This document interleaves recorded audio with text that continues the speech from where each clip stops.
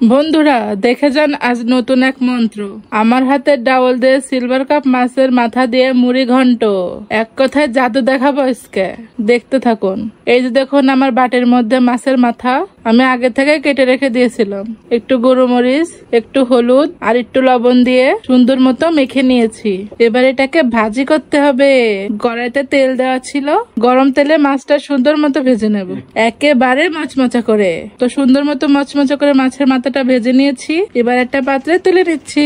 তারপর সেই মাছ ভাজা তেলে পেঁয়াজ কুচি দিয়ে দিলাম এবং দুটো তেজপাতাও দিয়ে দিলাম আর কিছু মশলা তাও দিয়ে দিলাম। এবার সুন্দর মতো নাড়াচাড়া করব, পরিমাণ মতো পানি দেব। তারপরে দিয়ে দেবো ধনিয়া গুঁড়া, হলুদ ও মরিচের গুঁড়া, হালকা পরিমাণে লবণ।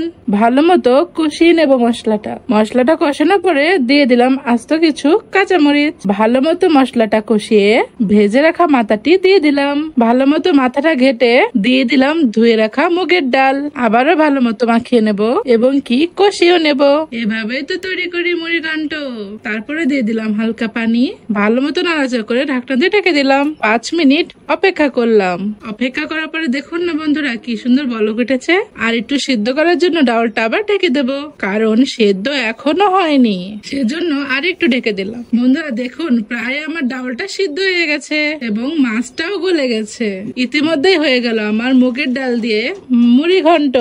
তো বন্ধুরা কেমন লাগলো রেসিপিটা? আগেই তো বলেছিলাম আজকে দেখাবো মন্ত্র, আমার হাতে জাদু করি মুড়ি ঘন্ট। তো আজকের মতো আসি, আবার কোনো নতুন ভিডিওতে দেখা হবে। Tata, bye bye.